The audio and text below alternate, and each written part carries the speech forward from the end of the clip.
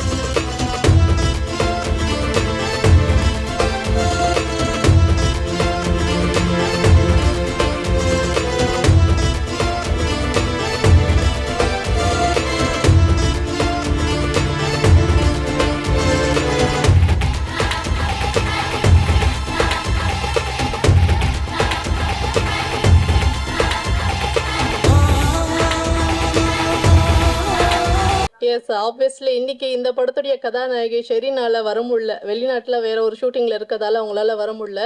ஆனால் படத்தை சப்போர்ட் பண்ணி, ஹீரோவை சப்போர்ட் பண்ணி, இந்த டீமை சப்போர்ட் பண்ணி ஒரு முக்கியமான ஒருத்தவங்க வந்து வந்திருக்காங்க. இவங்க பார்த்தீங்கன்னா பாலிவுட் நடிகை.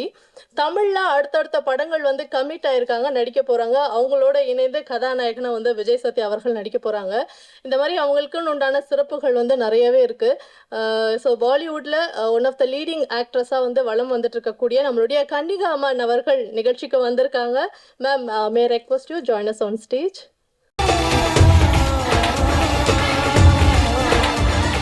அடுத்ததாக பார்த்தீங்கன்னா கன்னிகாவும் நம்மளுடைய விஜய் சத்யாவும் இணைந்து ஹெர்குலஸ் அப்படின்ட்டு ஒரு படத்தில் வந்து நடிச்சிட்டு இருக்காங்க. எப்போவுமே படத்துடைய டைட்டிலை வந்து அவ்வளோ ஈஸியாக வெளியே சொல்லிட மாட்டாங்க.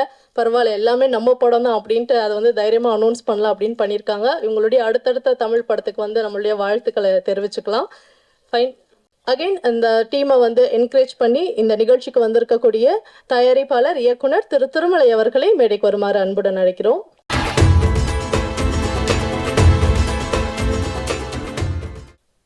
இந்த டைட்டிலே வந்து ரொம்ப சினிமாவுக்கு இப்போ ஏற்ற டைட்டிலாக இருக்குது. ஏன்னா தில் ராஜா.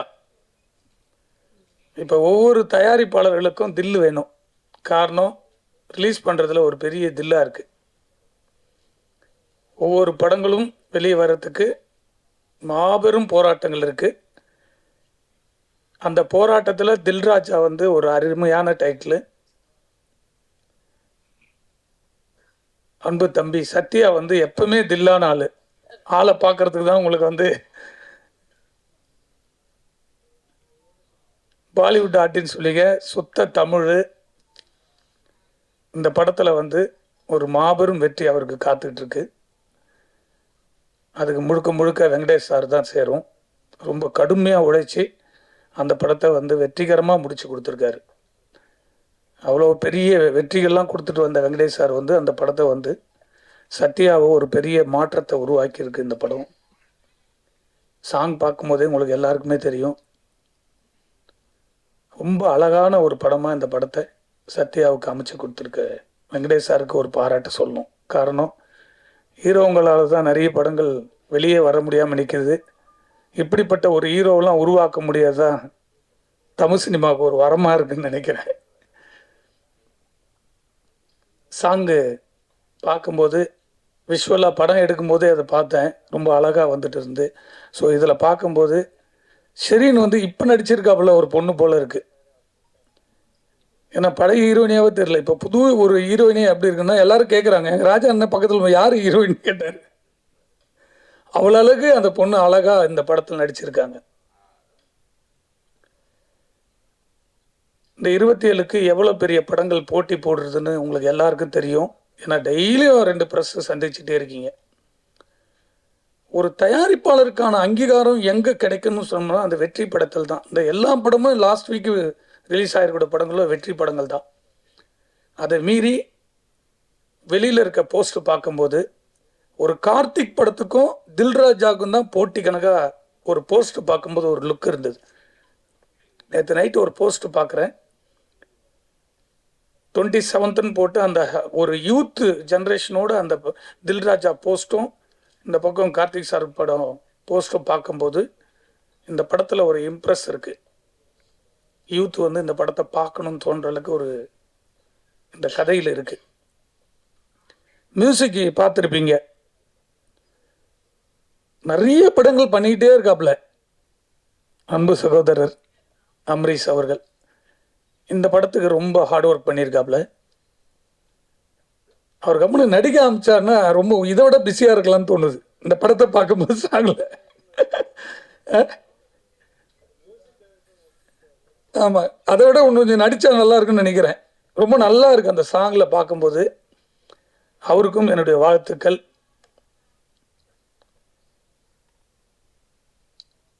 மேடம் வந்து ரொம்ப கோச்சிக்கிட்டாங்க பார்க்கும்போது. அவங்க வந்து கோவப்படாமல் சொல்லியிருக்காங்க, அதாவது அவங்க சிரிச்சுக்கிட்டே அதை சொன்னாங்க. அதனுடைய வேதனை என்னன்றது நம்ம ரொம்ப புரிஞ்சுக்கணும். அது யாராக இருந்தாலும் சரி, இந்த படத்தை எடுத்து முடிக்கிறதுக்கு மாபெரும் போராட்டத்தில் இந்த படத்தில் 24 மணி நேரம் ஒரு நடிகனாக மட்டும் இல்லாமல் விஜய் சத்யா இந்த படத்தை ஒரு தயாரிப்பாளராக இன்னைக்கு வரைக்கும் சுமந்துக்கிட்டு போகிறார். ரிலீஸ்க்கு அப்புறமும் சுமக்கணும், ரிலீஸ்க்காக அதை முடிச்சும் சுமக்கணும். ஏன்னா அதனுடைய வலிகள் ஒவ்வொரு நாளும் அந்த பணத்தை போட்டு போட்டு படத்தை வருமானு தெரியாமல் ஒரு நடிகனாக பணம் வாங்கிட்டு ஜாலியாக சுற்றுறத்தை விட்டுட்டு ஒரு தமிழ் சினிமாவில் ஒரு படைப்பை தன்னை ஹீரோ வச்சு எடுக்கிற படத்தை தான் வெளியே கொண்டு வரணும்னு போராடக்கூடிய இப்படிப்பட்ட ஹீரோகள்லாம் இருந்தாங்கன்னா தமிழ் சினிமா உச்சத்தில் இருக்கும். தயாரிப்பாளர்கள் வந்து நிம்மதியாக படுத்து தூங்கலாம். இப்போ தயாரிப்பாளர் யாருமே நிம்மதியாக தூங்கலை. எனக்கு தெரிஞ்ச ஒரு 6 மாதமாக யாருமே நிம்மதியாக தூங்கலை. இப்போ ரிலீஸ் ஆகிருக்கிற இன்க்ளூடிங் ஒரு 2 நாளுக்கு முன்னாடி மகாராஜான்னு ஒரு போஸ்ட் பார்த்துருப்பீங்க, 100 நாள் போஸ்ட்டு. ரொம்ப நாளைக்கு அப்புறம் 100 நாள் போஸ்ட் பார்த்துருப்பீங்க. அவங்க கூட தூங்கலை. எவ்வளோ பெரிய வெற்றின்னு உங்களுக்கு தெரியும். அதை கடந்து அதுக்கு செலவு பண்ணியிருக்காங்க.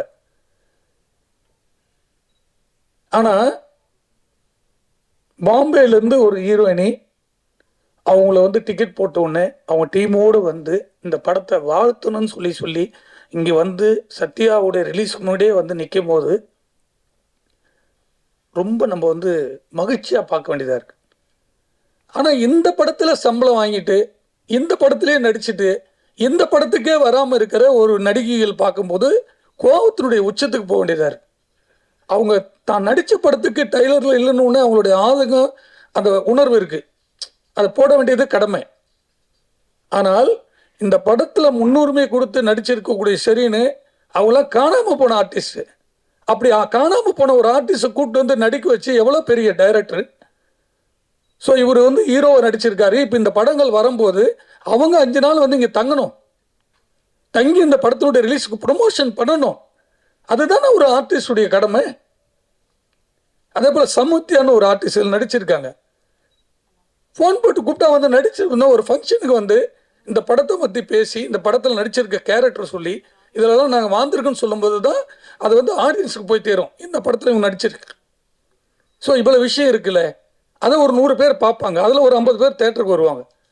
ஸோ ஆடியன்ஸ் கிட்ட போய் சேரும். ஒரு கண்டென்ட் போய் சேர்றது எப்படி சேருது? அவங்களே அதில் இருக்கிறவங்க வந்து சொல்லும் போது தான் சந்தோஷம். பெரிய டாப்ல இருக்க எல்லா நடிகருடைய படத்துக்கு வந்து நிற்கிறாங்க. நான் ஒவ்வொரு ஆடியோ ஃபங்க்ஷன் சொல்ல, எல்லா டாப்ல இருக்க ஹீரோங்களாம் வந்து நின்று, ரஜினி சார்லாம் இப்போ லாஸ்ட் படத்துலாம் வந்து பேசும்போது சந்தோஷமா இருக்கு. ஆனால் இப்போ அப்கமிங்கில் வரப்போ ஒரு படத்துக்கு இவங்கெல்லாம் வந்து சமித்தி அந்த பக்கம் இவங்கெல்லாம் ஒரு ஆர்டிஸ்ட் கூட வரலன்னா யாருமே வந்து சும்மா நடிக்கல. ஒரு தயாரிப்பாளருடைய படத்துக்கு எதுக்கு வராங்க? பணம் வாங்கிட்டு தான் நடிக்கிறீங்க. பணம் கொடுக்கலைன்னா உடனே கம்ப்ளைண்ட் பண்ணுறீங்க நடிகர் சங்கத்துக்கு. பணம் கொடுக்குற வரைக்கும் விட மாட்டேன்றீங்க ஒரு தயாரிப்பாளரை. உங்களுக்கு பணத்தையும் கொடுத்து முடிச்சிடறோம், படத்தையும் உங்களுக்கு கௌரவத்தை கொடுத்து நடிக்க வைக்கிறோம். அந்த படத்துக்கு வந்து ப்ரொமோஷன் கொடுக்கலன்னா யாருக்கிட்ட கேட்பாங்க தயாரிப்பாளர்? இதுக்கெல்லாம் ஒரே ஒரு முடிவு, தெளிவான முடிவு. இனிமேல் எந்த நடிகரும் சரி நடிகர்களும் சரி ஃபங்க்ஷனுக்கு வராமல் இருக்கவே முடியாது. அவ்வளோ திட்டமான முடிவுகள்லாம் சங்கத்தில் இல்லை, ஒட்டுமொத்த சினிமாவே சேர்ந்து எடுத்துட்டு இருக்கு. இப்போ நிறைய விஷயங்கள் நடந்துட்டு இருக்கு, யாருக்குமே தெரியாது. திடமான முடிவு, அந்த படத்தில் நடிச்சா வரணும். நம்ம வீட்டு கல்யாணங்க, நம்ம வீட்டு கல்யாணத்தில் நம்மளே வந்து நிற்காம வெளியில் இருக்க ஆள் வந்து நிற்பாங்க. சொல்லுங்க, பாம்பேலேருந்து வந்து அவங்க வந்து ஒரு ஆர்டிஸ்ட் வந்து நிற்கும் போது சந்தோஷமா இருக்கு. நீங்க வந்து இருந்தீங்கன்னா எங்களுக்கு ஒன்றும் பெரிய ஆறுதலாக இருக்கும். இந்த நடிச்சிருக்க 2 ஹீரோயினியும் வரலன்னா அப்போ எந்த படத்தில் போய் நடிக்க போறீங்க? அப்போ நடிக்காது போயிடலாமே. வேற என்ன, சினிமாவுக்கே வாழ்ந்துட்டு இருக்க எவ்வளோ நடிகர்கள் நடிகைகள் வாய்ப்பு கிடைக்காம தவமா இருக்காங்க. அவங்களுக்கு அந்த வாய்ப்பு கிடைக்கும், அவங்க வந்து அதில் வந்து சந்தோஷப்படுவாங்க. நீங்க நடிக்கணுன்ற எண்ணம், எல்லாருக்கும் மெசேஜ் போடுறீங்க, எல்லாரும் இந்த படத்துக்கு வரணும், வாய்ப்பு வரும் தேடுறீங்க. வாய்ப்பு கொடுத்த பிறகு ஷூட்டிங் வரதுக்கு 1000 பிரச்சனை பண்றீங்க. ஷூட்டிங்கில் வந்தால் கேர ஒன்று வேணும், இது வேணும், ஸ்டார் ஹோட்டலில் தான் வேணும், நீங்கள் டிசைட் பண்ணுறீங்க. இதெல்லாம் அரேஞ்ச் பண்ணி கொடுத்தாலும் படத்தில் வந்து ப்ரொமோஷன் ஆடியோலேருந்து ரிலீஸ் வரையும் நிற்க மாட்டீங்க. அப்போ யாருக்கிட்ட சொல்லணும்? உங்களுக்கே அக்கில் இல்லாத சினிமாவில் நீங்கள் எதுக்கு நடிக்க வரீங்க? அப்போ சினிமான்றது ஒரு பொக்கிஷம், கலையாக நேசிச்சு வாங்க. இந்த படத்தில் எதுக்கு சுமந்து ஓடுறாரு? இவ்வளோ படங்கள் போட்டிக்கு முன்னாடி இன்னைக்கு தில்ராஜா வந்து நிற்குதுன்னா அந்த படத்தை பார்க்கும்போது சாங்கில் அவ்வளோ அழகா இருக்கு. இதுக்கெல்லாம் ஒரு திடமான முடிவை தயாரிப்பாளர் சங்கம், எங்கள் அண்ணன் இருக்கார் ராஜண்ணன், அவர் நிறைய விஷயத்த எல்லாத்தையும் பேசுறாரு ஓப்பனா. ஒவ்வொரு படத்துக்கு நிற்கிறார், சின்ன படத்துக்கு அவர்னா எதிர்பார்த்தா வந்து நிற்கிறாரு. அவர் நிம்மதியாக வீட்டில் இருக்கலாம், தூங்கிட்டு இருக்கலாம். எதுக்கு வர்றாரு? சினிமாவை, இந்த கலையை நேசிச்சு நேசிச்சு இந்த சினிமா தான் நம்மளுக்கு சோறு போடுன்ற ஒரு ஆதங்கமும் அன்பும் தான் இங்கே வந்து நிற்கிறாரு. வெங்கடாஸ் சார் தெரியும், அவர் கொடுக்காத இட்டா எவ்வளோ இட்டு கொடுத்துருக்காரு. அவர் படத்திலே நீங்கள் வந்து நிற்க மாட்டீங்கன்னா அப்போ வேற எந்த படத்தில் நிற்பீங்க? ஒரு புது படத்தினுடைய டைரக்டர் படத்திலாம் நீங்கள் எப்படி வந்து நிற்பீங்க? தமிழ் சினிமாவில் மட்டும்தான் தயாரிப்பாளர்கள் வந்து யாரும் கேட்க மாட்டாங்கன்ற ஒரு தைரியத்திலே சுத்துறாங்க. தயாரிப்பாளர் இல்லைன்னா சினிமாவில் யாருமே இருக்க முடியாதுன்றது யாருக்குமே இன்னும் புரியல. அது சொல்லிக்கிட்டே இருக்காங்க, பேசிக்கிட்டே இருக்காங்க, போயிட்டே இருக்காங்கன்னு நினைக்கிறாங்க. எல்லாத்துக்கும் ஒரே முடிதான், ஒரு ஸ்ட்ரைக்கில் ஒரு லட்சம் பேர் சாப்பாடு இல்லாமல் அலையுவாங்க சினிமாவில். அந்த சூழ்நிலை உருவாக்கிட்டு இருக்கு சினிமாவுக்கு.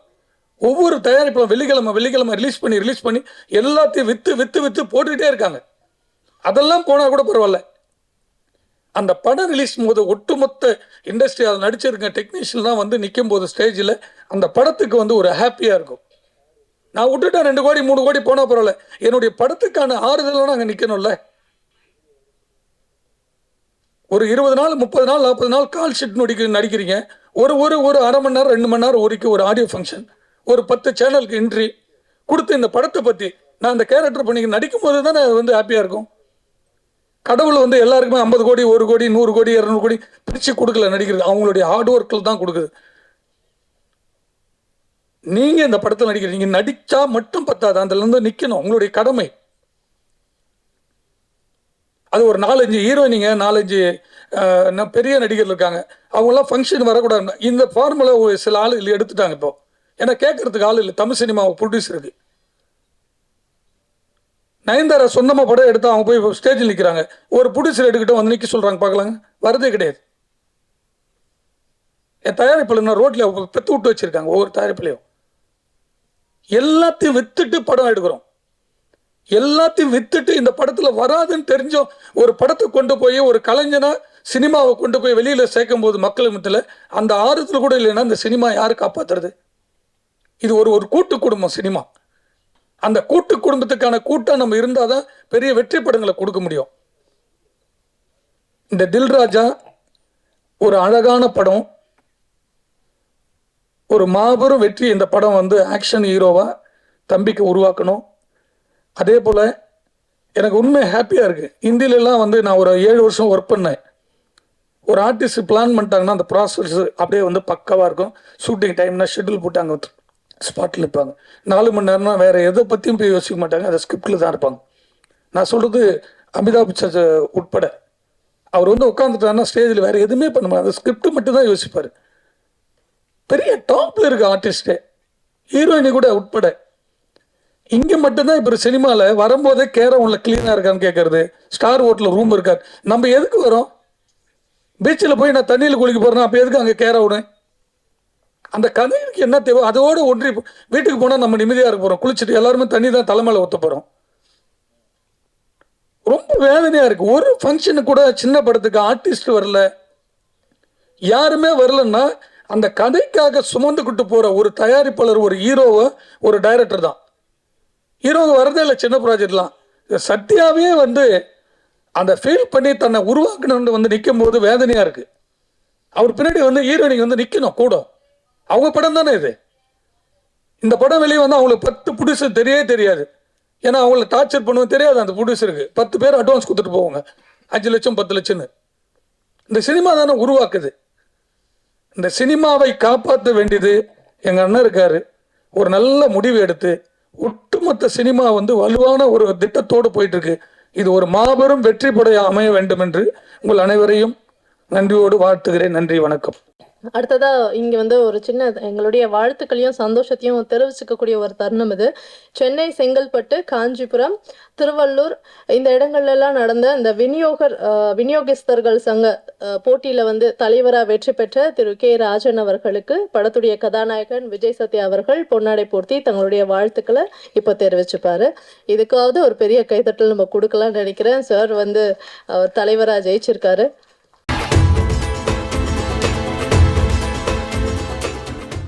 வனிதா விஜயகுமார் அப்படின்னா கான்ட்ரவர்சி அப்படின்ட்டு ஒரு டேர்ம் இருக்கு. ஆனா வனிதா விஜயகுமார் அப்படின்னா எங்களுக்கு முதல்ல ஞாபகம் வருது, அவங்க வந்து ஒரு அழகான பெண், சிறந்த நடிகை, 2 குழந்தைகளுக்கு அம்மா, ஒரு பிஸ்னஸை ரொம்ப அழகா ரன் பண்ணிட்டு இருக்காங்க. இப்போ அவங்க லைஃப்ல அவங்க தாண்டி வர ஒவ்வொரு ரோல்லையுமே வந்து ஒரு கான்ஃபிடென்ட்டா சூப்பரா வந்து வாழ்ந்துட்டு இருக்காங்க. அது போக படத்துலையுமே பெஸ்டா தன்னுடைய ரோலுக்கான ஒரு அவுட்புட்டை வந்து கொடுக்கக்கூடிய ஒரு கதாநாயகி அவங்க. தில்ராஜா படத்துல ஒரு முக்கியமான கேரக்டர்ல நடிச்சிருக்காங்க. வனிதா விஜயகுமார் அவர்களை பேசுமாறு அன்புடன் அழைக்கிறோம். ஆஸ் யூஷுவல் எப்போவுமே உங்களை பார்க்கும்போது ஒரு புத்துணர்வு, ஒரு எனர்ஜி வரும். அந்த எனர்ஜி வந்து இன்னைக்கு ரொம்ப ஸ்ட்ராங்காக இருக்குது. Thank you for that.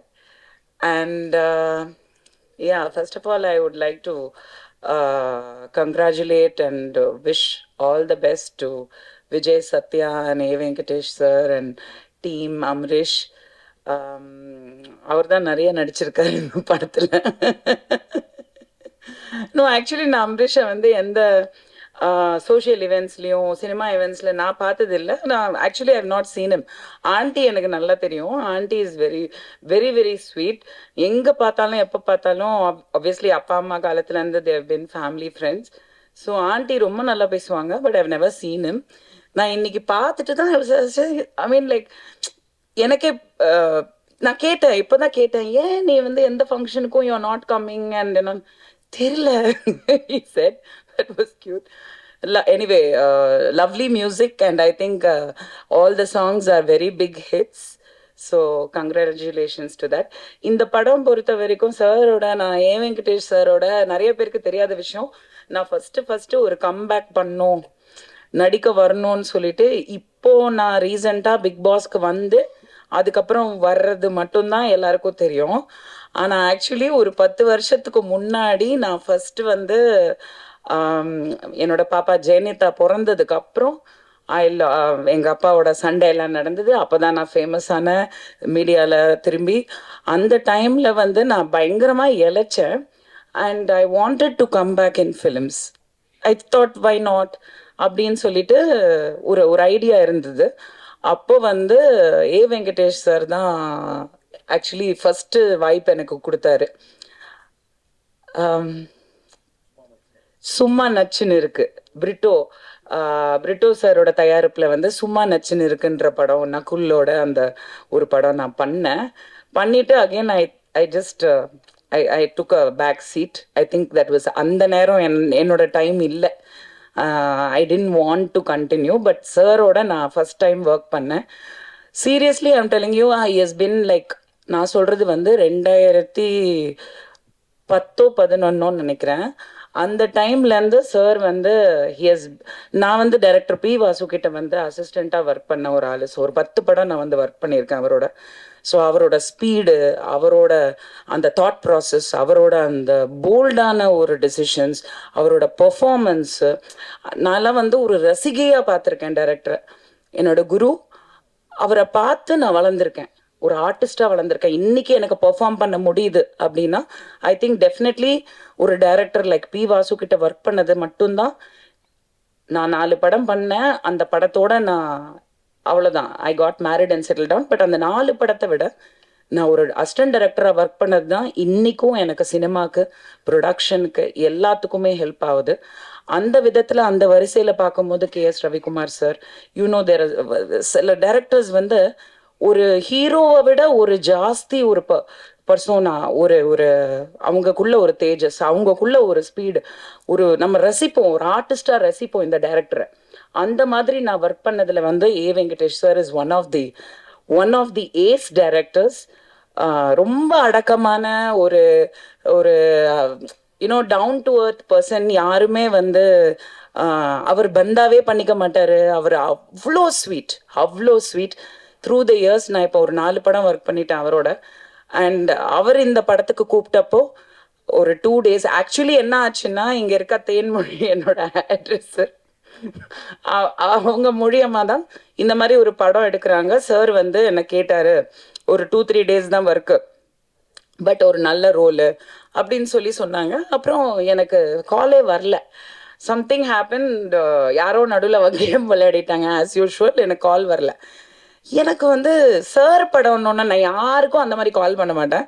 சார் படம்னோன்னா நான் வந்துட்டு நம்பர் வாங்கி ஸ்பெசிஃபிக்காக சாருக்கு கால் பண்ணேன்.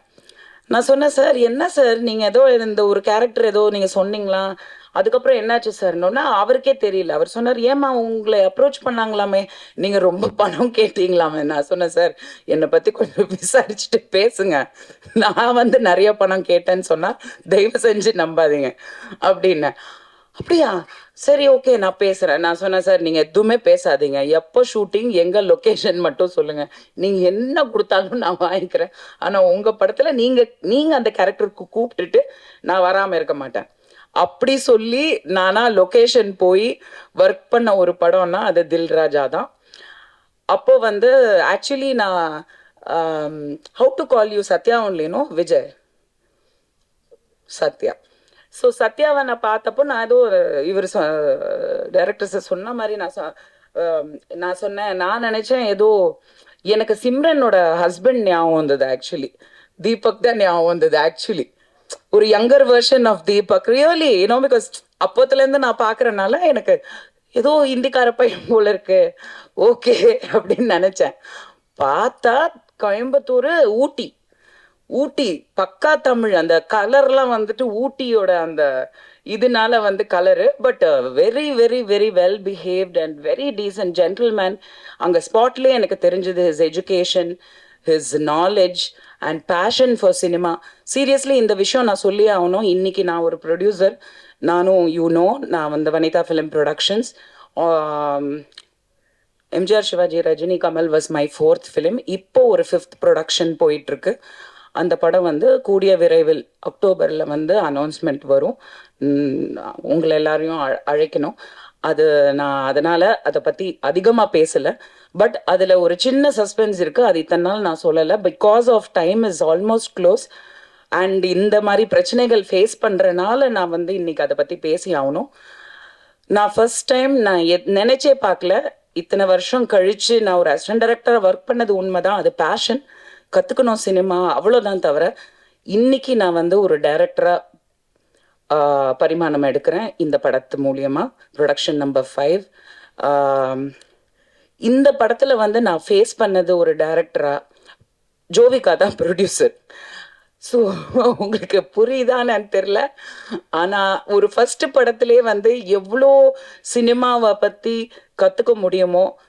ஏன்னா அந்த படத்தில் வந்து ஒரு 27-28 ஆர்டிஸ்ட் இருக்காங்க. எல்லாருமே சீனியர் ஆர்டிஸ்ட், எல்லாருமே பெர்ஃபார்மர்ஸ், எல்லாருமே ஃபேமஸ் ஆர்டிஸ்ட். இத்தனை பேரை வச்சு நாங்கள் தாய்லாண்டில் ஒரு 70% கம்ப்ளீட் பண்ணி, இங்கே வந்து ஒரு 30% கம்ப்ளீட் பண்ணி இப்போ போஸ்ட் ப்ரொடக்ஷன் போயிட்டுருக்கு. வித் காட்ஸ் கிரேஸ் படம் முடிஞ்சது. ஆனால் ஒரு ஹீரோவோட சப்போர்ட் வந்து இந்த அளவுக்கு இருக்கணுங்க. Seriously I have to tell you. ஏன்னா நான் பார்த்தப்போ வெறும் ஹீரோவாக தான் பார்த்தேன்.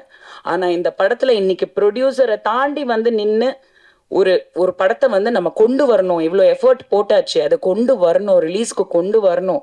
அதுக்கான என்னெல்லாம் பண்ண முடியும், யார்கிட்டெல்லாம் பேச முடியும், என்ன எஃபர்ட் எடுக்க முடியும், அந்த சின்சியரிட்டி, அந்த ஜென்யூனிட்டியே வந்து லைஃப்ல வந்து நம்மளை வந்து எப்படினாலும் ஜெயிக்க வச்சிரும். அது ரொம்ப முக்கியம் சினிமாவில். அது இல்லாதனால தான் சினிமா அழிஞ்சிட்டு இருக்கு. பட் என்னன்னா இது எப்பவுமே நீடிக்கணும். சத்யா கரெக்டா? இவங்க பாம்பேலேருந்து வந்திருக்காங்க. She's Kanika. Hi. Thank you for coming from Bombay like a South Indian girl. But remember one thing I'm telling you today. Be like this forever. நாளைக்கு உனக்கு மேபி பல கோடி ரூபாய் சம்பளம் கிடைச்சி பெரிய ஹீரோயின் ஆகலாம். ஆனால் நீங்கள் இப்போ what ever you are remain the same. ஏன்னா எல்லாம் ஆரம்பத்தில் நல்லா தான் இருக்காங்க. அதுக்கப்புறம் வந்து கோடி, 10 கோடி, 7 கோடி, 6 கோடி அந்த படத்தில் வர்ற மாதிரி டைலாக் தான். ஸோ அந்த விதத்தில் வந்து I wish Sathya all the best. I think he is performed very well and he looks like நிஜமாக வந்து ஒரு பெரிய கமர்ஷியல் ஹீரோக்கான ஒரு லுக் கண்டிப்பாக இருக்கு. தமிழ் பையங்க சப்போர்ட் பண்ணுங்க. ஹிந்திக்கார பையன் கிடையாது. ஹிந்தி தெரியாது போடா சொல்லு அந்த மாதிரி. And I thank A Venkatesh sir and Ambareesh and K Rajan sir. நான் சொன்ன மாதிரி இந்த படத்துல ஹீரோயின் வரல, லேடி ஆர்டிஸ்ட் வரலன்னா ஃபர்ஸ்ட் இவர் வந்துருவார். சார் சப்ஸ்டிடியூட் நீங்க தான் சார், வேற என்ன சார், யாரு சார் அட்ராக்ட் பண்றது ஆடியன்ஸையும் ப்ரெஸ்ஸையும்? ஃபர்ஸ்ட் நீங்க, நெக்ஸ்ட் நான் ஒரு கொசூர் மாதிரி உங்க கூட வருவேன். நடிச்சேனோ இல்லையோ நான் அங்க இருப்பேன்.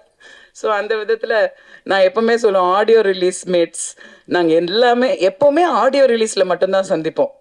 இது ஒரு கியூட்டான ஒரு ஸ்டோரியா இருக்கு. ஆக்சுவலி ஒரு நல்ல line. Anyway I wish all the best. September 27th PVR INOX Pictures. It was actually something very intriguing. ஏன்னா PVRங்கிறது it is a very big brand. INOX, in fact I think most of the theaters today is PVR INOX. எல்லாத்துலேயுமே அவங்க வந்து they have taken over. So அவ்வளோ பெரிய brand வந்து இந்த படத்தை release பண்ணதுன்னா, நான் படம் பார்க்கல பட் டப்பிங் பண்ணேன். So I seen the gist of the film and நாங்கள் ஒர்க் பண்ணும் போது கிளைமேக்ஸ்லாம் நடந்தது. ஸோ அப்படி இருக்கும்போது இவ்வளோ பெரிய பிராண்ட் வந்து ஒரு படத்தை ரிலீஸ்க்கு கொண்டு வராங்க அவங்க தியேட்டர்ஸ்லனா, கண்டிப்பாக அதில் வந்து there is definitely stuff in it. 100% தியேட்டர்ஸில் போய் பாப்கார்ன் வாங்கிட்டு படம் பார்ப்போம். And I wish the team all the best. Thank you. இப்போ அடுத்ததாக ஒரு முக்கியமானவங்க தான் வந்து பேசியிருக்காங்க. என்னன்னா, தன்னுடைய படத்துடைய ஆடியோ லான்ச் நடக்கும்போதே அந்த கதாநாயகியே வந்து வராமல் இருக்கிறப்போ தன் கூட நடித்த ஹீரோவுடைய, அதாவது அடுத்த படத்துக்கு கூட நடிக்கிற அந்த ஹீரோவுடைய ஆடியோ லான்ச்சுக்கு சப்போர்ட் பண்ண வந்திருக்கேன் அப்படின்னு சொல்லிட்டு பாலிவுட்லேருந்து வந்திருக்கக்கூடிய ஒரு கதாநாயகியாக தான் வந்து கன்னிகா இருக்காங்க. அடுத்தடுத்து தமிழ் படங்கள் பண்ணுறாங்க. இப்போவே அவங்களுக்கு அந்த ஒரு பொறுப்பு வந்துருச்சு அப்படின்னு நினைக்கும் பொழுது சந்தோஷமாக தான் இருக்குது. நிச்சயமாக நீங்கள் பாலிவுட்லேருந்து வந்தாலும் தமிழ் பெண்ணை அவங்கள வந்து நம்ம ஏற்றுப்போம், தமிழ் கதாநாயகி அவங்கள நம்ம எல்லாருமே ஏற்றுப்போம் அப்படின்னு நான் நம்புகிறேன். ஆல்சோ அவங்க வந்து ரொம்ப அழகாக ப்ரிட்டியாக ஒரு நல்ல தமிழ் பொண்ணு லுக்கில் தான் இருக்காங்க. Actually, we are very happy to have you here, ma'am. Can you please share a few words about this movie and about Satya? Bad of you all. I was actually thinking, what will I say? Okay, so first of all, namaskar. Good evening, everybody. And it's really, really exciting to be here. Thank you. Vanakkam. So, yeah. It's really nice and exciting to be here. I was actually sitting there and preparing, okay, if they'll call me, what will I say? Because I actually didn't understand one single word you all were speaking, and I was like, yeah, oh, they all are praising also. And Sir to has spoken a lot. I was like, oh, what all has he mentioned?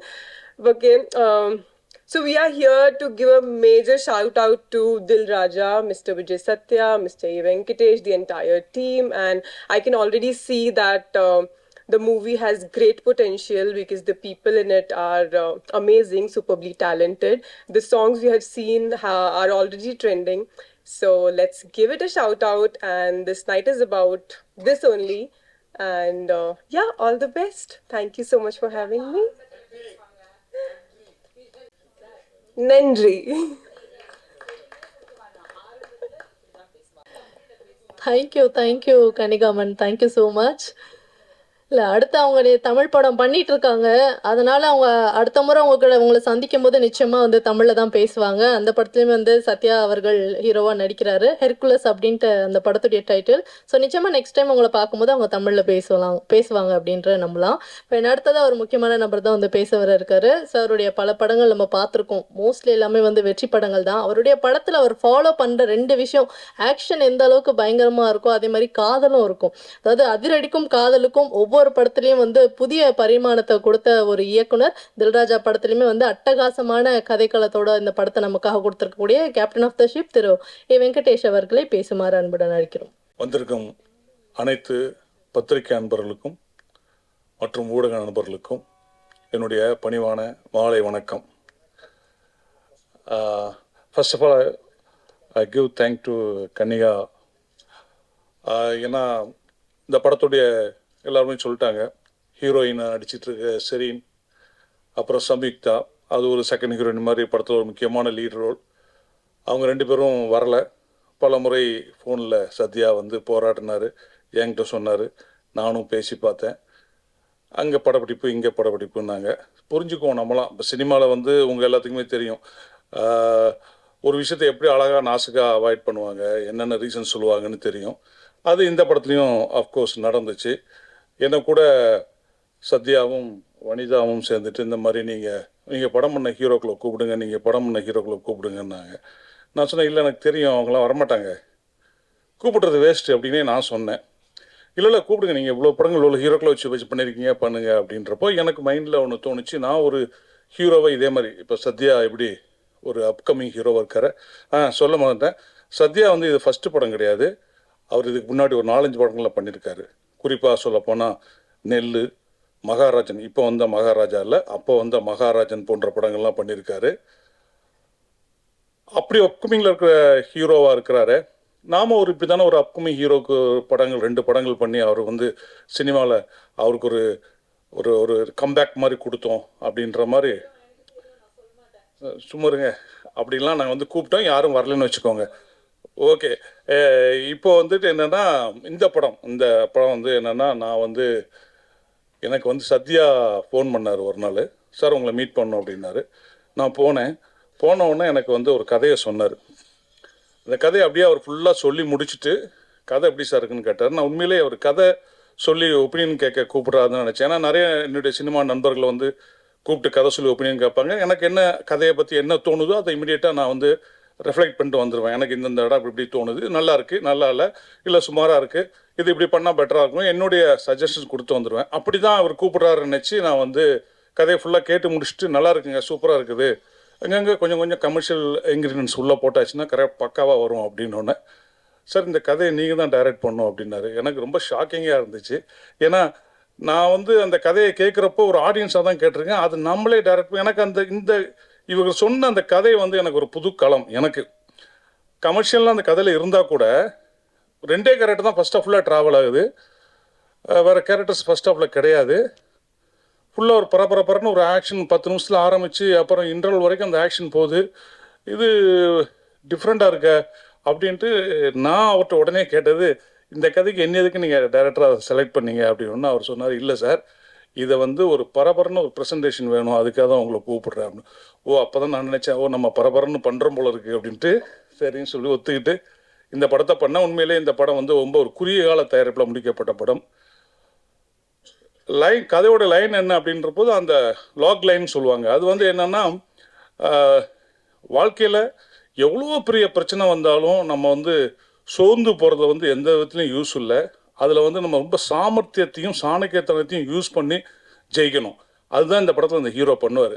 அதற்கு அவர் வந்து ஒரு பெரிய ஹீரோவுடைய மேற்கோள்கள், அதாவது அவர் படங்களில் சொன்ன கொட்டேஷன்லாம் use பண்ணுவார். Use பண்ணி பண்ணுற மாதிரியான ஒரு வித்தியாசமான கதை இது. அவங்க பண்ணி வச்சுருந்தவங்க கேட்டவொன்னே எனக்கு ரொம்ப இம்ப்ரெஸ் ஆச்சு. இந்த கதையை பண்ணலான்னு டிசைட் பண்ணி பண்ணும்போது அந்த லாக் லைன் வந்து இப்போ தான் அந்த ஹோஸ்ட் சொன்ன மாதிரி அவங்க வந்து ரஜினி சார் இப்போ மேடையில் பேசுகிறப்போ அட நம்ம கதை லாக்லைன் இதானே அப்படின்ற மாதிரி நமக்கு சந்தோஷமாக இருந்துச்சு.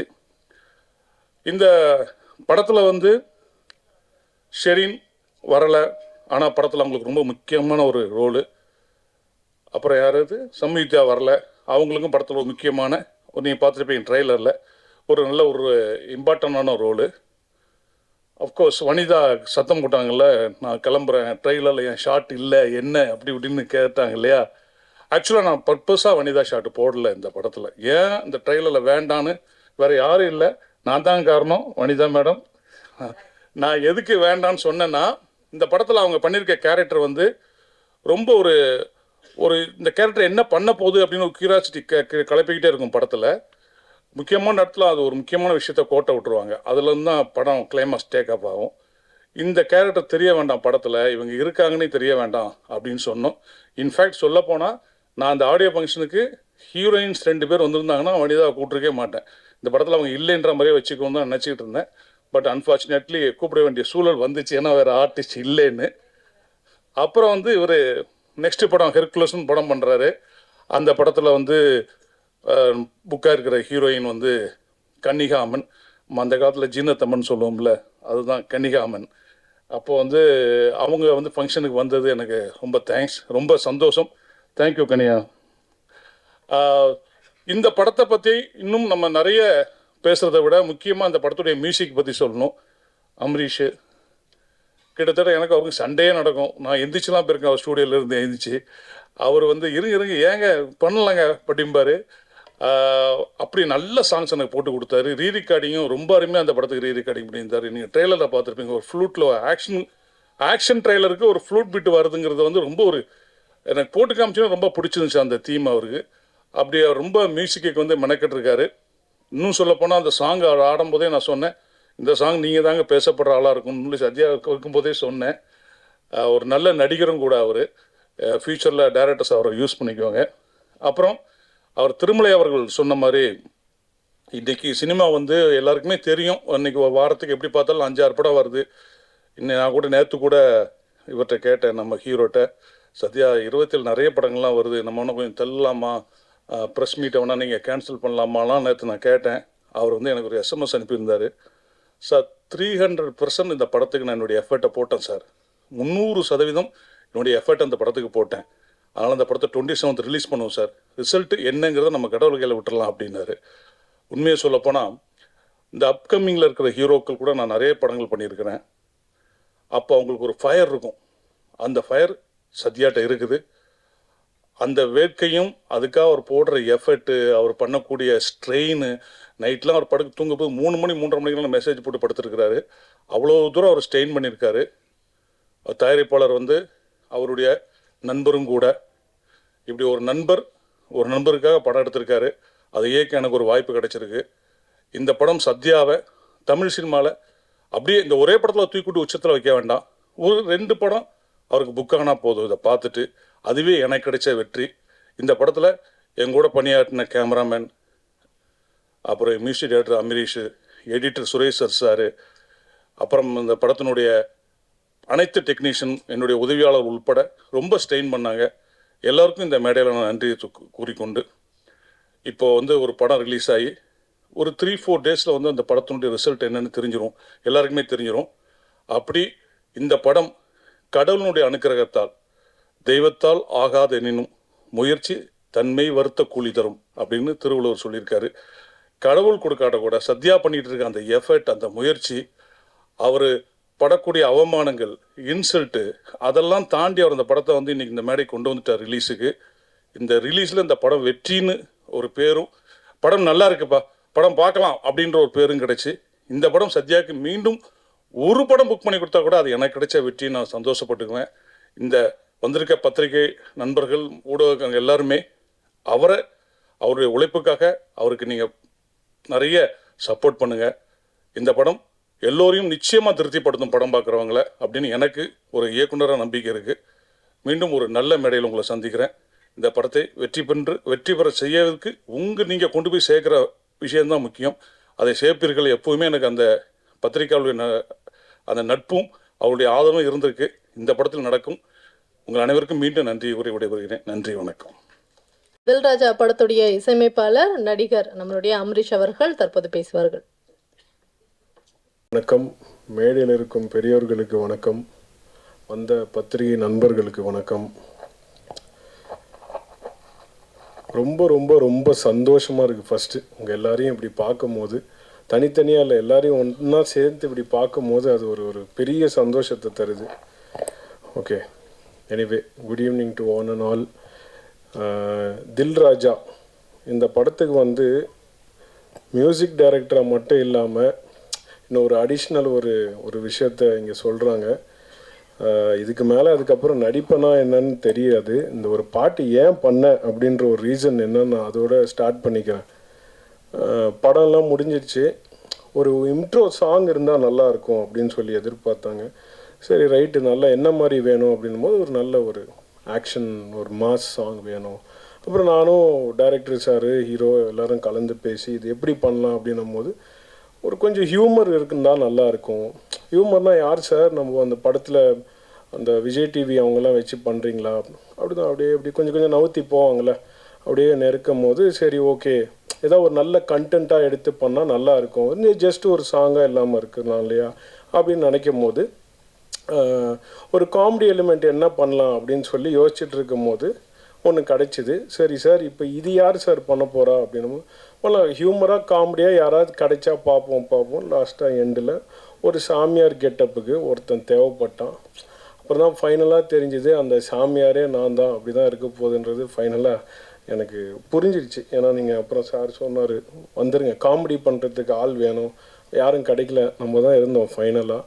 அதில் என்ன ஒன்றுனா இப்போ தான் பார்க்குறேன், நான் வனிதா மேடம் பக்கத்தில் உட்காந்து பார்த்துட்டு இருக்கும்போது அந்த ஹீரோயின் கூட அவ்வளோ எக்ஸ்போஸ் பண்ணல. நான் தான் பயங்கரமாக எல்லாம் காட்டி எல்லாருக்கும் சந்தோஷத்தை கொடுத்துருக்குறேன். அந்த பெருமை என்னை சேரும்.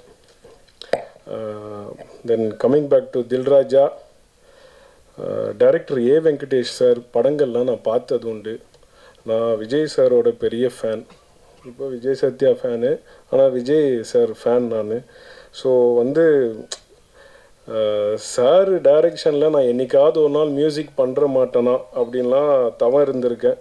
இந்த படம் எனக்கு கரெக்டாக வாய்ப்பு அமைஞ்சிச்சு மியூசிக் பண்ண.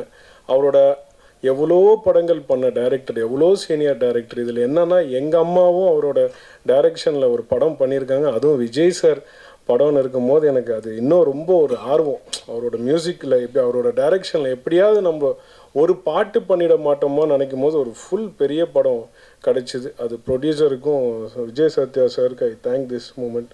Thank you bro. Then coming back to hero, இவர் என்னோட நல்ல ஃப்ரெண்ட். ஃபஸ்ட்டு எல்லாருக்கூடையும் நல்லா பழகுவார். இப்போ நீங்கள் பார்க்குறீங்களா இந்த தோற்றம் வந்து எப்படி இருக்கணும்னா ஒரு எக்ஸ்பென்சிவ் காரில் வந்துட்டு நிறைய ஃபோன்ஸ் வச்சுட்டு ஜாலியாக, இந்த மாதிரி ஜாலியாக இருந்தால் என்ன பணம் போட ஆள் இருக்குதுன்னு வச்சுக்கோங்களேன், ஜாலியாக சுற்றலாம். அந்த மாதிரிலாம் இல்லை. தான் உடலை வந்து நல்லா வற்புறுத்தி ஒரு 6 பேக்கு 24 பேக்கு எவ்வளோ பேக் தெரியாது இப்போ இருக்குது, இவ்வளோ பேக்கை ரெடி பண்ணி மக்களுக்கு என்டர்டெய்னராக இருக்கணும். ஹீரோவாக நான் கேட்டேன், என்ன bro you want to become, இந்த கேஜிஎஃப்லலாம் வருமே அந்த மாதிரி ஒன்று ஆகணுமா? இல்லை bro, I want to become a nice entertainer to the ஆடியன்ஸ்னாரு. அது இந்த நேரத்தில் உங்கள் எல்லாரையும் வந்து தாழ்மையாக கேட்டுக்கிறேன். அவருக்கு உங்கள் சப்போர்ட்டை கொடுத்து அந்த லிஸ்ட்டில் அவர் அமிச்சிங்கன்னா அவர் இன்னும் உங்களுக்கு இன்னும் பெட்டர்மெண்ட்டு கொடுக்கறதுக்கு கண்டிப்பாக இஸ் த ரைட் பர்சன். நான் இந்த மேடையை எடுத்துக்கிறேன் சொல்கிறதுக்கு. அவருக்குள்ளே நிறைய வழிகள் இருக்குங்க. இப்படி ஸ்டைலாக உட்காந்துருக்கிறது ஓகே, பட் அதெல்லாம் நான் கேட்டேன். இந்த படம் பண்ணுறதுக்கு எனக்கும் ஒரு ரீசன் இருக்கும். சரி, ஒரு பைப்லைனில் ஒரு பெரிய படங்கள் பண்ணிகிட்டு இருக்கும் போது அப்படியே போயிடணும்னு சொல்லி நிறைய பேர் அட்வைஸ் பண்ணுவாங்க. ஆனால் ஒரு நல்ல படத்தில் நம்ம இருக்கோம், அது பெரிய படம் சின்ன படம்னு இல்லை. நல்ல படத்தில் இருக்கும் போது அது ஆட்டோமேட்டிக்காக அவங்க யார் அப்படின்னு சொல்லி தெரியும்.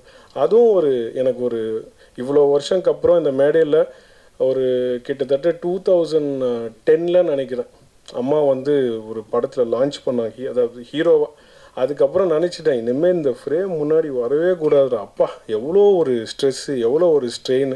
நம்ம பேக்லேயே இருந்து ஜாலியாக ஏசியில் ஜாலியாக மியூசிக் பண்ணிவிட்டு இருக்கலாம். ராஜன் சார் டைரக்ட் பண்ணி நான் அந்த படத்துக்கு மியூசிக் பண்ணியிருக்கேன்னா அப்போ பார்த்தோம் எவ்வளோ கம்ஃபர்ட்டாக நான் இருந்திருப்பேன்னு. அவரோட பாடல் வரிகளில் கூட நான் மியூசிக் கம்போஸ் பண்ணியிருக்கேன். அவர் எப்பேற்பட்ட ஆள் உங்கள் எல்லாருக்கும் தெரியும்ல. ஏன்னா அது வந்து மை கப் ஆஃப் டீ. நான் வந்து ஸ்டுடியோவில் ஒருத்தரை கன்வின்ஸ் பண்ணி பாட்டை பண்ணி அது வெளியே வரும்போது I have that confidence. But camera முன்னாடி இத்தனை பேர் அங்கே ஷூட்டிங்கில் இருப்பாங்க, நம்ம அதை வந்து உள்வாங்கி அதை வந்து ஒரு என்ன சொல்கிறது, ஒரு கடவுளாக பார்த்து பண்ணுறாங்கன்னும் போது இவங்க எல்லாருக்கும் ஒரு ஹேட்ஸ் ஆஃப். அதில் வந்து ஒரு மாற்றமே கிடையாது. இவ்வளோ பெரிய படங்கள் 27th வரும்போது நான் கூட கொஞ்சம் எனக்கு எல்லாருக்கும் இருக்கிற பயம் எனக்கும் இருக்கும். ஏன்னா என் ஃப்ரெண்ட்ஸுக்கெல்லாம் நான் வேறு சோஷியல் மீடியா அவ்வளோ இல்லை. வாட்ஸ்அப் ஸ்டேட்டஸில் வைக்கும்போது என்ன 27th இவ்வளோ படங்கள் வருதா, அது மத்தியில் எப்படி இது அப்படின்னு சொல்லும் போது கண்டிப்பாக அவரோட கான்ஃபிடென்ஸ் ஒன்று இருக்குது. நல்ல படம்னு அவர் நம்புகிறாரு. அந்த நம்பிக்கையை நீங்கள்லாம் நிஜமாக்குவீங்க நான் நம்புகிறேன். ஏன்னா நான் ரீரெக்கார்டிங் பண்ணும்போது நான் பார்த்தேன் படத்தில் ஒரு அவர்ஷனோ ஏன்டா இந்த படத்துக்கு போகிறோம் அப்படின்னு இருக்காது. ஓகே ஒரு நல்ல படம் பார்த்தோம், ஆஹா ஓஹோ பிளாக் பஸ்டரு பந்து பார் இந்த பாடத்தை அப்படிலாம் எதுவுமே சொல்கிறதுக்கு இல்லை. காமன் மேன் டிஃபிகல்ட்டிஸ் என்ன, ஒரு ஃபேமிலி மேனில் இருக்கிற டிஃபிகல்ட்டிஸ் என்ன தான் படம். ஸோ அந்த மாதிரி படங்கள் கண்டிப்பாக மக்கள் மத்தியில் போகும்ன்றது எனக்கு மிகப்பெரிய நம்பிக்கை இருக்குது. பெரிய படங்கள் பண்ணுறதோட நடுவில் இந்த மாதிரி ஒரு குட்டி படம் போய் வெற்றி ஆகும் போது இல்லை, ப்ரொமோஷனே தேவைப்படல, மவுத் டாக்கே. நேற்று என் ஃப்ரெண்ட்ஸ்லாம் ஒரு படம் இதை பார்த்தியா, அந்த படம் மென்ஷன் பண்ணல நான், ஏன்னா அங்கே இந்த படத்தோட ப்ரொமோஷன் ஆகிடும். அதை போய் பார்த்தியா, அந்த படத்தை பார்த்தியா, எல்லாரும் சொல்கிறாங்க, மவுத் டாக்காக இருக்குது. அப்போ போய் நம்ம பார்க்கும் போது நிஜமாக நல்லா இருக்குது.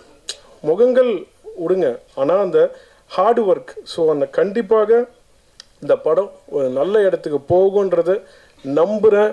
அந்த நம்பிக்கையை உங்களோட எல்லாரையும் ஷேர் பண்ணிக்கிறேன்.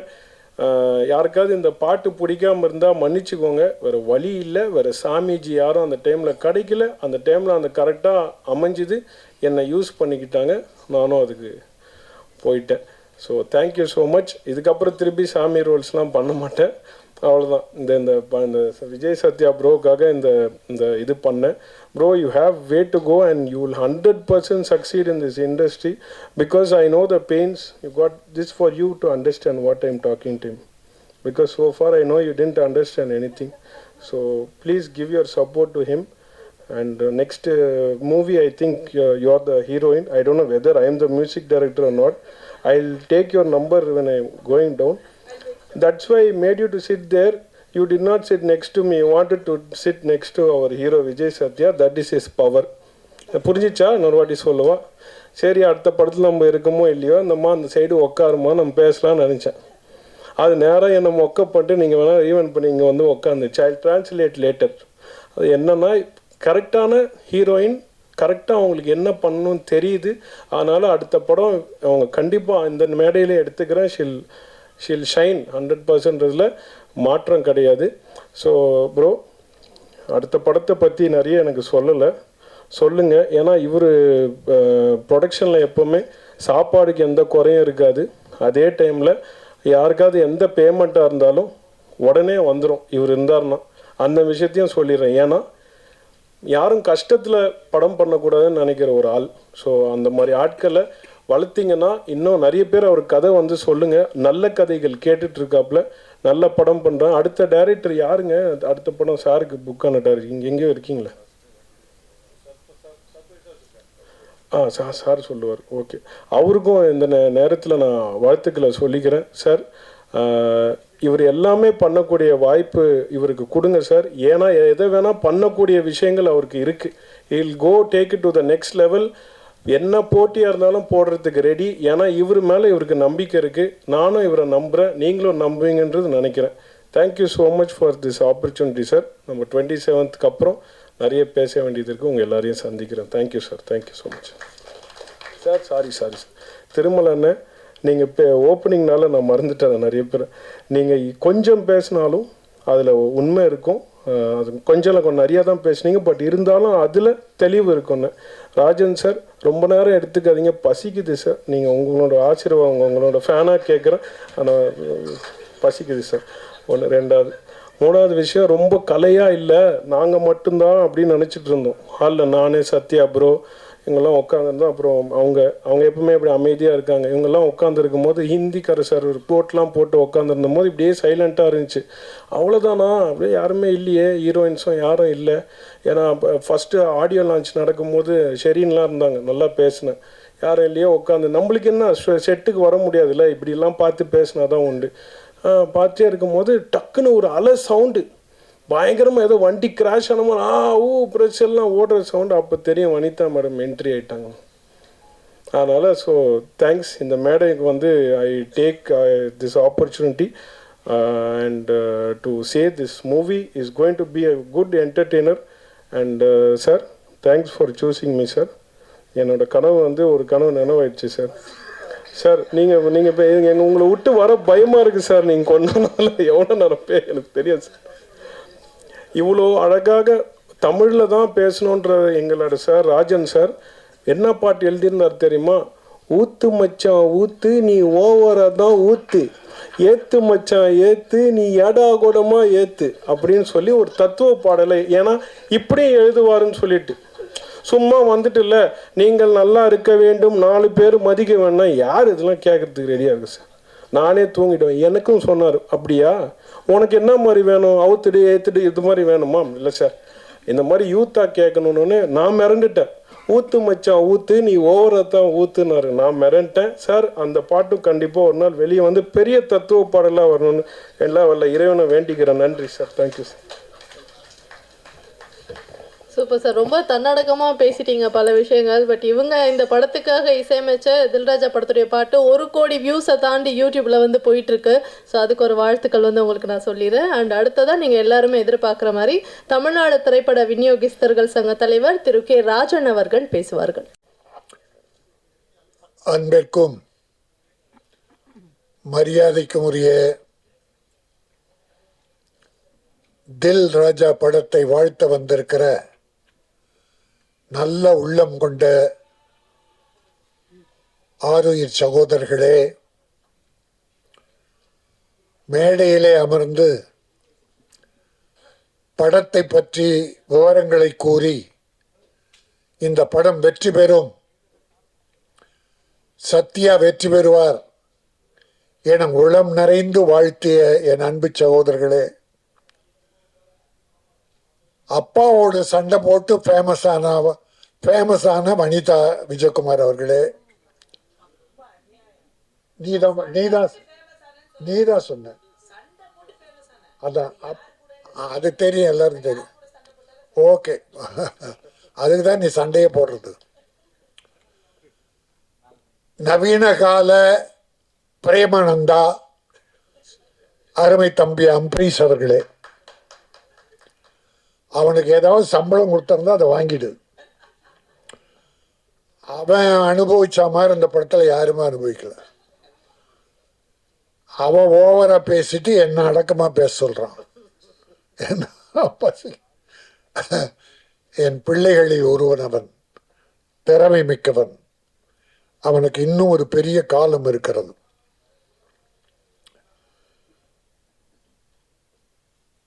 ஹீரோயினி 2 பேரை பத்தி பேசினாங்க.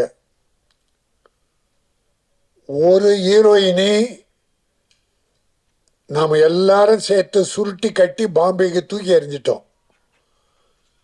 அதை கொண்டாந்து எதுக்கு இந்த படத்துல போட்டீங்க? ஏற்கனவே பூட்ட கேஸ் அது. அதை இந்த படத்துல போட்டு அது கூப்பிட்டா வரல, அப்புறம் போன் எடுக்கலன்னா அது வராததுதான் உங்களுக்கு வெற்றி. இன்னும் அது சுமந்தாவோ சமந்தாவோ, யார் அது? சம்யுக்தா. 2 பேரையும் தமிழ் படத்துல யாரும் போடக்கூடாது. நடித்த படத்துக்கே வரலன்னா இன்னொரு படத்தில் நடிக்க கூப்பிடலாமா? மானமுள்ள தமிழன் படம் எடுத்தால் மரியாதை மிக்க தமிழன் படம் எடுத்தால் இந்த 2 பேரை போடவே கூடாது. நான் பார்த்துக்கிறேன். என் சங்கத்தை நான் இப்படி பயன்படுத்த விரும்பல. எல்லாரையும் வளர்த்து விட தான் நான் பாடுறேன். ஆனால் என் ப்ரொடியூசரை, என் விநியோகஸ்தர்களை கெடுக்க நினைப்பவர்கள், வேதனைப்படுத்துபவர்கள் யாரும் வளரக்கூடாது. இதோ ஒரு வடநாட்டு பெண், இந்தி பெண் அடுத்த படத்தில் நடிக்க போகிறார். ஆனால் அவர் அன்பு அழைப்பு ஏற்று, என்ன அம்மன்? கனிகா அம்மன், கனிகா மான், கனிகா மான், மானை போல மிக அழகிய மகள். You are beautiful. அந்த பொண்ணுக்கு முதல்ல நான் தான் வணக்கம், நன்றி என்ற 2 வார்த்தை சொல்லியிருக்கேன். 2மே தமிழனின் உயிர் வார்த்தைகள். வர்றவங்களுக்கு மரியாதை செலுத்தி வணக்கம், செய்த உதவிகளுக்கு நன்றி சொல்லி கடைசியில் நன்றி. இந்த 2 வார்த்தை நான் முதல்ல சொன்னது தான் காரணம். நீ வரும்போது வணக்கத்தோடு தமிழகம் வா. ப்ரொடியூசர்களுக்கு நம்பிக்கையோடு நடந்து கொள். அவர்களால் உயர், அவர்களுக்கு நன்றியோடு இரு. இதற்காக வணக்கம், நன்றி அந்த மானுக்கு சொல்லி கொடுத்தேன்.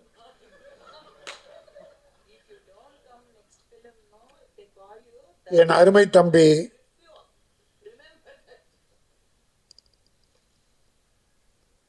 திருமலை எடுத்த உடனே வேதனை குரலை கொட்டி தீர்த்தான். ப்ரொடியூசர் இவ்வளோ கஷ்டப்படுறான், காலம்லாம் கட்டிக்கிட்டு இருக்குமே, எவன் கேட்குறான்? ப்ரொடியூசர் கேட்குறானா? யாரையோ குறை சொல்றான், ப்ரொடியூசர் கேட்குறானா? ஒரு படம் புதுமுகமாக போட்டு படம் எடுத்து டைரக்டருடைய திறமையால் அந்த படம் அதை ரிலீஸ் பண்ணுறதுக்கு 1 வருஷம் 2 வருஷம் காத்திருந்து இருந்த 1-2 நகைகளை விற்று, வீடை விற்று எப்படியோ ப்ரொடியூசர் ரிலீஸ் பண்ணிட்டா அந்த படம் டைரக்டர் திறமையால வெற்றி பெற்று. ஆனால் போற ப்ரொடியூசர் பூரா ஹீரோ கிட்ட போறான். அவன் இதுக்கு முன்னால ப்ரொடியூசருக்கு என்ன வேதனை கொடுத்தான், என்ன துரோகம் பண்ணா, அது என் ப்ரொடியூசர் தெரிய பார்க்கறது இல்லை. ஹீரோக்களுடைய ஹிஸ்டரியை தெரிஞ்சுங்க. ப்ரொடியூசரை வாழ வச்சிருக்கானா, அழிச்சிருக்கானா என்பதை தெரிந்து கொண்டு அவனை வளர விடுங்கள். நன்றி மறந்தவர்கள் நிறைய பேர், எல்லாரையும் சொல்லல, எல்லா நடிகர்களையும் சொல்லல, நன்றி உள்ளவர்கள் இருக்கிறார்கள். தன்னை வளர்த்து விட்ட ப்ரொடியூசர் உன்னை ஹீரோவை போடும்போது காரில் வந்திருப்பான் கோயம்புத்தூர்ல இருந்து. படம் எடுத்து ரிலீஸ் பண்ணிட்டு சென்னையிலிருந்து பஸ்ல போவான், காரு பங்களா எல்லாம் வித்துட்டு. நீ கார்ல போற. ஒரு நன்றி வேண்டாமா? கை நீட்டி சம்பளம் பெற்றோமே, அந்த தயாரிப்பாளர் பஸ்லயே நடந்து போறாரே. முடிந்த உதவிகளை இல்லை இன்னொரு தேதி கொடுத்து அவரை தூக்கி விடுவோம் என்று யாராவது நினைக்கிறார்களா? அப்படி நினைத்தால் அவர்கள் நான் வணங்கும் தெய்வம். உதவி செய்ய வேண்டும், அதுதான் மனித தன்மை. இந்த படத்தில் 2 பாடல்கள், 3 பாடு, 2 பாட்டு கேட்டால் ரொம்ப நல்லா இருந்து, ரொம்ப நல்லா. அவன் திறமை எனக்கு தெரியும், அம்பரீஷுடைய திறமை எனக்கு தெரியும். இன்னும் நேரம் இன்னும் வருது, வரும். ட்ரெய்லர், பியூட்டிஃபுல் ட்ரெய்லர், அற்புதமா இருந்தது. வெங்கடேஷ் ஒரு கமர்ஷியல் டைரக்டர். அவர் 32 நாள்ல இந்த படத்தை முடிச்சிருக்காரு. வாழ்த்துக்கள் வெங்கடேஷ். ப்ரொடியூசர், சின்ன ப்ரொடியூசருக்கெல்லாம் இப்படிப்பட்ட இயக்குனர் வேண்டும். தயாரிப்பாளரின் மன வேதனை புரிந்தவன் இயக்குனர் ஆனால் ப்ரொடியூசரும் வளருவான், இயக்குனரும் வளரும். இவங்க 2 பேரும் கஷ்டத்தை உணர்ந்த நடிகனும் வளருவான். ஆகவே இந்த படம் எனக்கு மிகப்பெரிய திருப்தி, மிகப்பெரிய மகிழ்ச்சி. இது வெற்றி பெறும். இது தில்லு ராஜா இல்ல, வெல்லும் ராஜா. இந்த படம் வெல்லும், வெற்றி பெறும். அது மட்டுமல்ல, நம்முடைய சத்யா ஒரு ஆண் அழகன். ஒரு தமிழ் மகன், ஊட்டியிலே பிறந்த, குழுகுழு வாசத்திலே பிறந்த ஒரு அருமையான மனம் படைத்தவன். உடற்கட்டுகளை அற்புதமாக வைத்து ஒழுக்க நெறியோடு வாழ்ந்து கொண்டிருக்கிற ஒரு நல்ல மனம். அவருடைய ஃபேமிலி, அப்பா ராணுவ அதிகாரி. இந்த தேசத்துக்காக தன்னை தியாகம் செய்து கொள்கிற அந்த அர்ப்பணிப்பு தன்மை உள்ள ஒரு அற்புதமான அப்பாவுக்கு பிறந்தவன். நல்ல குடும்பம், அற்புதமான குடும்பம். ஒரு கவர்மெண்ட் ஆஃபீஸ்னா லஞ்சம் வாங்கியிருப்பான்னு, மிலிட்டரியில் யார் லஞ்சம் வாங்க முடியும்? ஆக லஞ்ச ஊழலற்ற கரைபிடியாத கரங்களுக்கு சொந்தக்காரரான அவருடைய இராணுவ அதிகாரி, ஒரு தந்தை பெற்றவன். இவனும் தியாக உள்ளத்தோடு இந்த படம் வெற்றி பெறும். நீ வளருவாய். உன் பின்னால் பல தயாரிப்பாளர் வருவார்கள். தயாரிப்பாளருக்கு மரியாதை கொடுத்து நடந்து கொள். எல்லாரும் எம்ஜிஆர் போல வரணும், எம்ஜிஆர் போல வரணுங்கிறான். எடுத்த உடனே எம்ஜிஆர் போல சீஃப் மினிஸ்டர் ஆயிடணுன்றான். எம்ஜிஆர் எடுத்த உடனே சீஃப் மினிஸ்டர் ஆனாரா? அவர் வாழ்க்கை வரலாறு எந்த நடிக்கனாலும் தெரியுமா? அவர் பட்ட கஷ்டம் தெரியுமா? சாப்பாட்டுக்கு வழி இல்லாம சத்யா அம்மா, இதை இவனுடைய பெயரை கொண்ட அவங்க அம்மா சத்யா, அந்த அம்மா 2 பிள்ளைகளை வைத்து கொண்டு சாப்பாட்டுக்கு வழி இல்லாம அழுதுகிட்டு இருக்கும்போது பக்கத்து வீட்டில் இருக்கிற ஒரு அம்மா நொய்யை கஞ்சிக்கும் நொய் கொண்டு வந்து கொடுத்து அந்த நொய்யை கஞ்சியா காய்ச்சி 2 குழந்தைகளுக்கு கொடுத்தாங்க. அப்படியெல்லாம் பிள்ளைகளை வளர்த்ததால் தான் எம்ஜிஆர் ஏழைகள் மீது இரக்கம் கொண்டார். நாம் பட்ட பட்னி யாரும் படக்கூடாது என்றார். அவர் எடுத்த உடனே சீஃப் மினிஸ்டர் ஆகணும்னு விரும்பல. இப்ப பல பேர் பிள்ளைகளை, நீ டாக்டரா வரணும், நீ வக்கீலா வரணும், இன்ஜினியரா வரணும், டேய் மனுஷனா வரணும்னு முதல்ல கற்றுக் கொடுறா. டாக்டர்லாம் வரட்டும் அப்புறம். அதை போல நடிகனே, நீ சீஃப் மினிஸ்டரா வரணும்னு நினைக்கிறது எம்ஜிஆரை பார்த்து. அவர் ஆரம்ப காலத்தை பட்ட கஷ்டத்தை யாராவது பட்டிருக்கிறீர்களா? அவர் எத்தனை ப்ரொடியூசரை கைதூக்கி விட்டார் தெரியுமா உங்களுக்கு? எத்தனை ஏழைகளை, எத்தனை தாய்மார்களை அள்ளி கொடுத்தார் தெரியுமா? அது தெரிஞ்சுக்காம உடனே வாங்க அரசியலுக்கு வாங்க, நான் இல்லைன்னு சொல்ல. அதில் நான் குறை சொல்லலை, அதை யாரையும் குறை சொல்ல. அந்த உரிமை எல்லாருக்கும் உண்டு. ஆனால் எம்ஜிஆர் பேர் சொல்லிட்டு வராத. நீயாவா?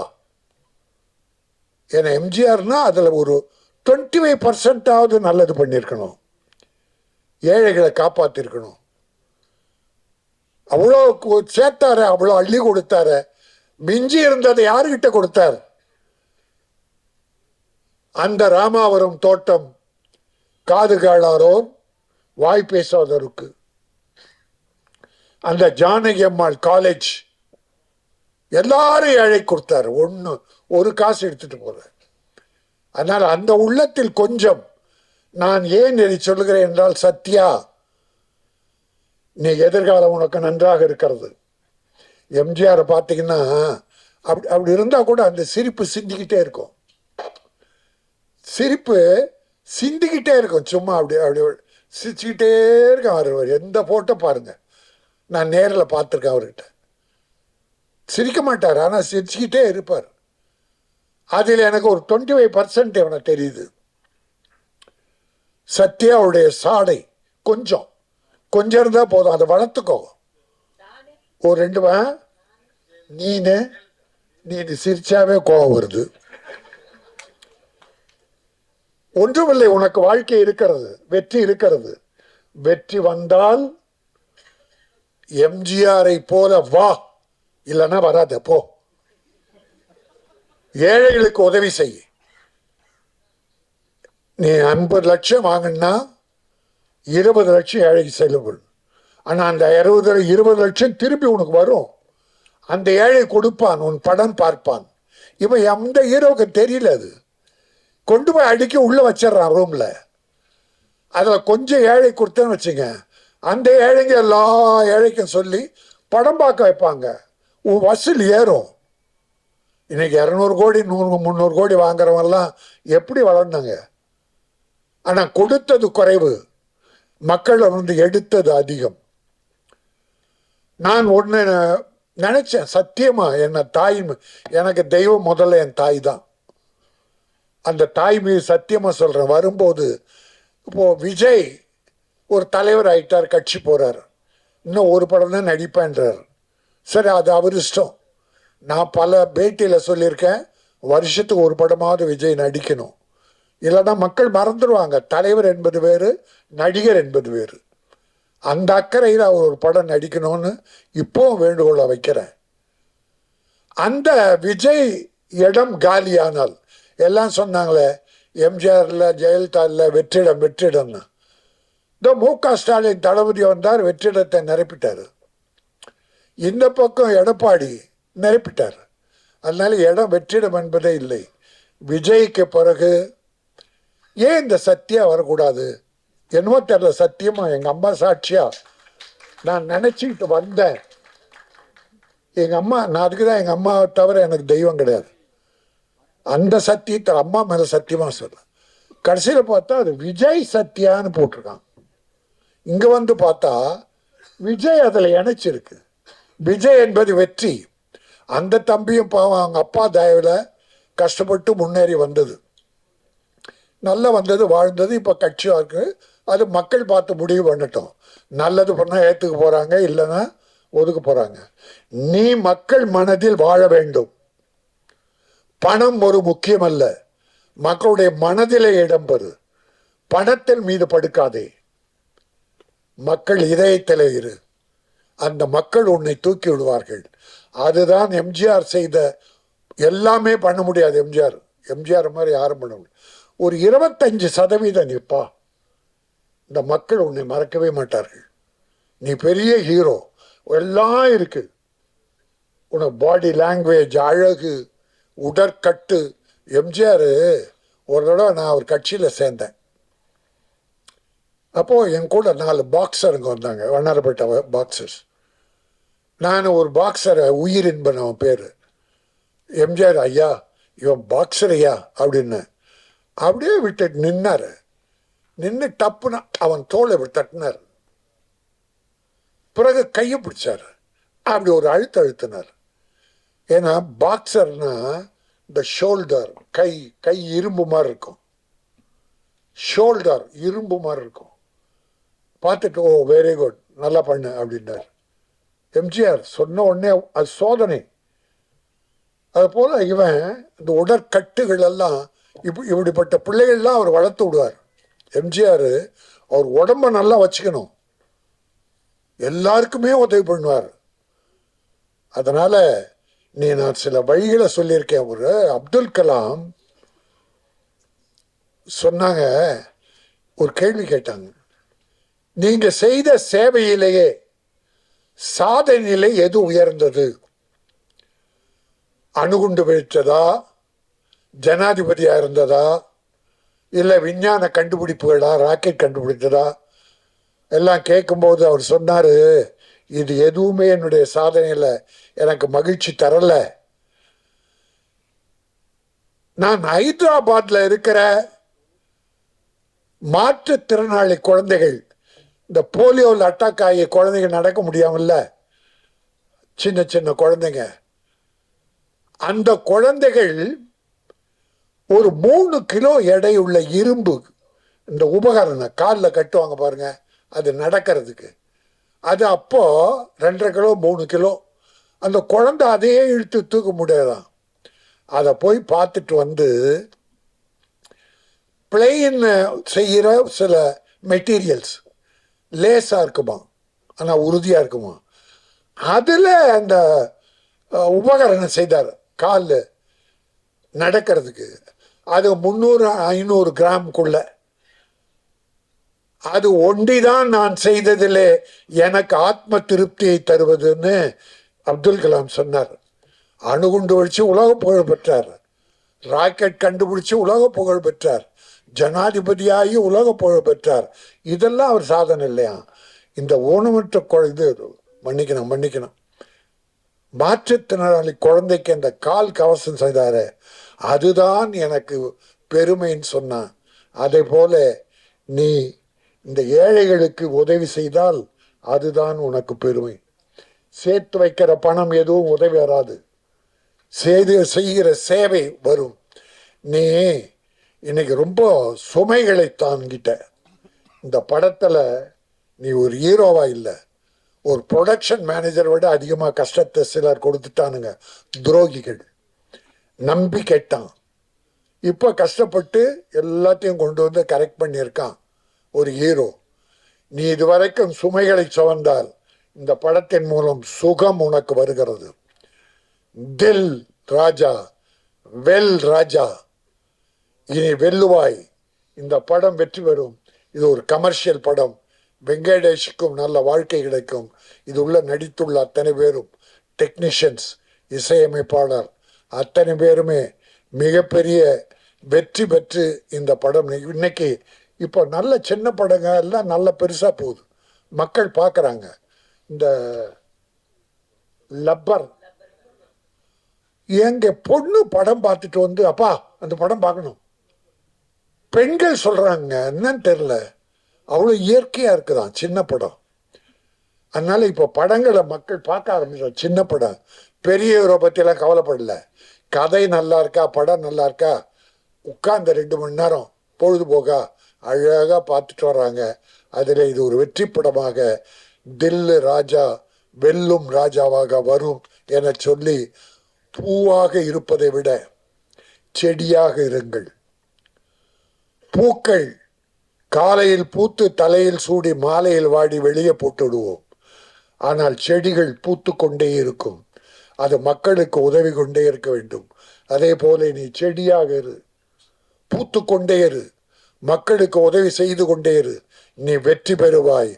தில் வெல் சத்யா. நன்றி, வணக்கம். நீங்க எல்லாருமே எதிர்பார்த்துட்டு இருக்கக்கூடிய கதையின் நாயகன் கதாநாயகன் தான் வந்து பேசியிருக்காங்க. எல்லாருமே ஒரு படத்தில் வந்து கமிட் ஆகி முடிச்சுட்டு அதுக்கு அடுத்த படத்துக்கு போகிறாங்க அப்படின்னும் போது ஓகே அந்த படத்துக்கான வேலையை பார்க்கலாம் அப்படின்னு போயிடுவாங்க. 2-3 படத்தில் அவர் கமிட் ஆகியிருந்தாலும் அதனுடைய வேலைகள் வந்து தொடங்கிட்டாலுமே இல்லை முதல் படத்தை வந்து விட்டக்கூடாது, அதாவது தான் நடித்த முந்தைய படத்தை விட்டக்கூடாது. ப்ரொடியூசர்லனாலும் நான் வந்து எல்லாமே பண்ணுறேன்ட்டு பண்ணிட்டு இருக்கும்போது அவருடைய அந்த டெடிகேஷனும் எஃபர்ட்டும் எந்த அளவுக்கு இருக்குது அப்படின்னு பார்க்கணும். ஸோ மென்மேலும் இவர் பெரிய ஹீரோவாக வளர்கிறதுக்கான வாழ்த்துக்களை நம்ம சொல்லிட்டு தில்ராஜா படத்துடைய கதாநாயகன் திரு விஜய் சத்யா அவர்களை பேசுமாறு அழைக்கிறோம். எல்லாருக்கும் வணக்கம். இன்னைக்கு எல்லாருக்கும் நிறைய வேலை இருக்குது, எல்லாரும் ரொம்ப பிஸியாக இருக்கீங்க. அது எல்லாத்தையும் விட்டுட்டு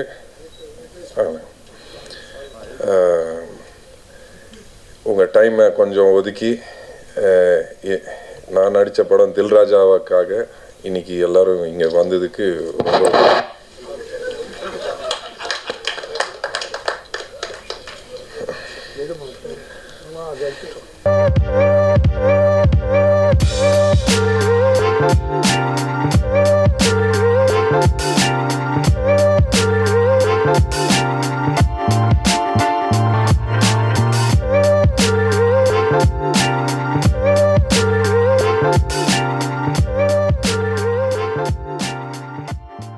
சரி, ஓகே. அண்ணனுக்கு ஒரு பெரிய நன்றி வந்து என்னை வாழ்த்ததுக்கு. ஸோ எல்லாரோட சப்போர்ட் எனக்கு கண்டிப்பாக வேணும். ரொம்ப நாளாக போராடிட்டு இருக்கேன், எல்லாருக்கும் தெரியும். இந்த படம் கண்டிப்பாக ஒரு ரொம்ப அருமையான படம், நல்ல படம். எல்லோரும் ரொம்ப ரசித்து வேலை செஞ்சு இந்த அளவுக்கு வந்திருக்கோம். ஸோ உங்ககிட்ட ரிக்வெஸ்ட் தான் பண்ண முடியும், இந்த படத்தை எந்த அளவுக்கு சப்போர்ட் பண்ணி எல்லா இடத்துலையும் கொண்டு போய் சேர்க்க முடியுமோ சேர்த்துக்கோங்க. என்னையும் கொஞ்சம் சப்போர்ட் பண்ணுங்க. நன்றி, வணக்கம். அவ்வளோதான். Thank you so much. ஒரு குரூப் ஃபோட்டோ எடுத்துக்கலாம். மேடையில் எல்லாருமே இருக்காங்க, ஃபோட்டோ எடுத்துக்கலாம்.